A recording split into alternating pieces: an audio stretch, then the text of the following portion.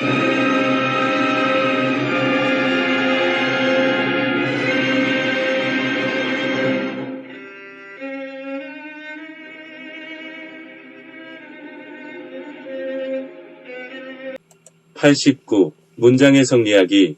내부랑의 말뜻은 진사님의 진갑잔치에서 벌어진 재미있는 이야기를 소개합니다.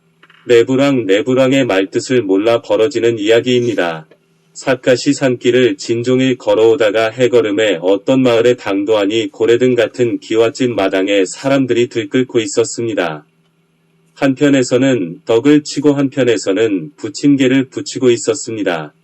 김삿갓은 부침개 냄새를 맡자 새삼스러이 허기가 느껴져 옆 사람에게 물어보았습니다. 무슨 큰 잔치가 있기에 이렇게도 법석거리요? 마을 사람들은 김삿갓을 나무라듯 대답을 했습니다. 당신은 내일이 오진사 댁 진갑날이란 것을 모르오? 이번 진갑날에는 본관 사또님을 모시기 위해서 돼지 5마리와 황소 1마리를 잡았다오. 옆에 있는 사람이 퉁명스럽게 한마디 던졌습니다. 이 사람아, 사또께서 내일 오실지 안 오실지 몰라서 오진사 어른은 지금 똥줄이 타고 계시다네. 무슨 이야기인고 하니 오진사는 며칠 전 사또에게 사람을 보내 이번 진갑잔치에 꼭 왕림해 주십사는 서한을 보냈는데 사또는 즉석에서 답장을 써주었습니다. 그런데 답장의 내용이 온다는 것인지 안 온다는 것인지 도무지 알 수가 없어 쩔쩔매고 있다고 합니다. 만약 사또가 온다면 오진사가 동구 밖에까지 마중 나갈 준비도 해야 되고 사또에게 드릴 큰 잔치상을 미리 준비해야 하는데 이럴 수도 없고 저럴 수도 없는 딱한 사정이었습니다. 김삿갓은 은근히 흥미가 동해서 오진사에게 가서 정중히 여쭈었습니다. 지나가던 과객이 올시다. 댁에서 사또의 편지로 무척 심려 중에 계시다고 들었기에 소생이 한번 풀어볼까 해서 실례를 무릅쓰고 왔습니다. 똥줄이 타고 있던 오진사는 마치 구세주를 만난 듯 김삿갓을 사랑방에 정중하게 모셨습니다. 넓은 사랑방 안에는 사또의 편지를 읽어주려고 모여든 내로라 하는 선비들이 10명이나 둘러앉아 술을 마시고 있었습니다. 우선 술이나 한 잔 주시오 하고 김삿갓이 한마디 하였습니다. 오진사가 손수 주전자를 들고 와서 정중하게 한 잔 따랐습니다.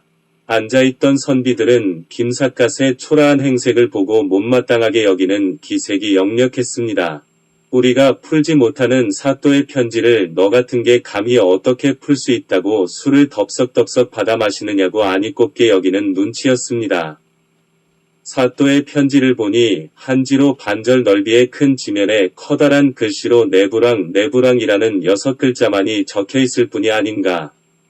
김삿갓은 너무도 간단한데 놀랐으며 눈앞이 아찔해 옴을 느꼈습니다.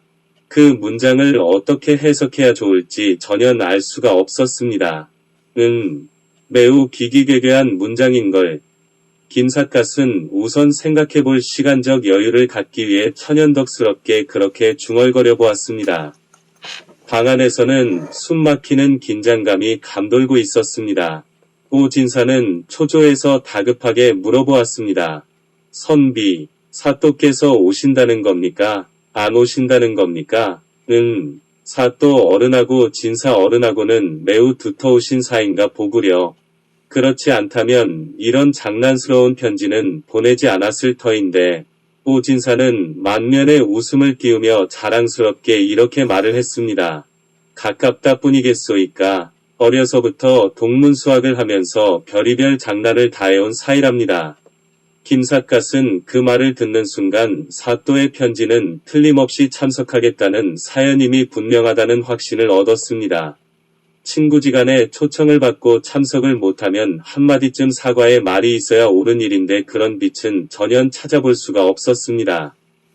사또께서는 진갑잔치에 틀림없이 참석하겠다고 했으니 영접할 준비를 서두르시죠. 하고 김삿갓은 선언했습니다. 오진사는 그 말에 뛸 듯이 기뻐하며 물어보았습니다. 어떻게 풀이했는데 그런 해답이 나오게 됩니까? 김삿갓이 자신만만하게 단언을 내리자 옆에 있던 선비들은 공술만 얻어먹기가 미안했던지 아니면 열등감을 느낀 탓인지 제각기 공박을 했습니다. 귀공, 기공 이 문장 해석은 어떠하였기에 그런 단어를 내리시오? 김삿갓은 문득 옛날에 80객 노인이 나이 어린 처녀와 정을 통하여 아들을 하나 낳은 일이 있었습니다. 그런데 노인은 임종이 가까워오자 가족들에게 80색 남비오자라는 유서를 한 장 내보였습니다. 가족들은 그 여자에게 유산을 나눠주지 않으려고 쓴 것이라고 해석했고, 아기의 어머니는 유산을 나눠받기 위해서라고 해석했다는 이야기를 떠올렸습니다. 한문이란 그처럼 토를 달기에 따라서 해석이 뒤바뀌는 경우가 얼마든지 많습니다. 하고 김삿갓은 마침내 정답을 알아내게 되어 마음속으로 쾌재를 부르며 싱긋이 웃었습니다.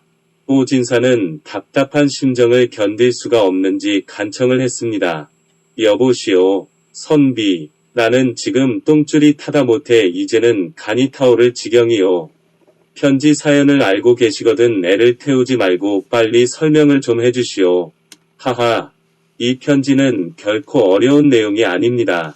뜻풀이는 오지 말래도 갈 터인데 오라는데 어찌 가지 않으리라고 하는 소리올시다.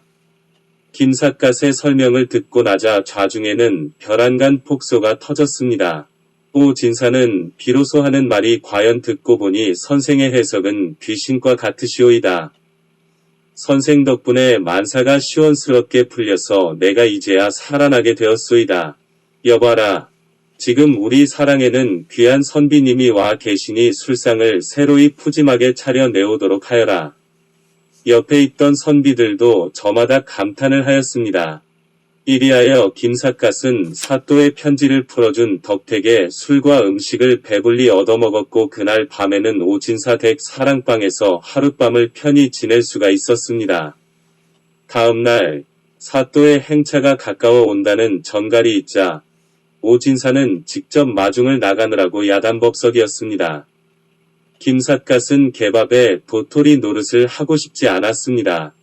조반을 한 술 얻어먹고 나서 아무도 모르게 오진사 댁에서 나와 구름처럼 바람처럼 산길을 걸어가고 있었습니다. 걸음걸음 구름 따라 숲속에 들어서니 솔바람 냇물소리 옷깃을 씻어주네. 뜬 세상 사람들 누가 나를 알아주랴. 오로지 산새만이 내 마음 아는구나.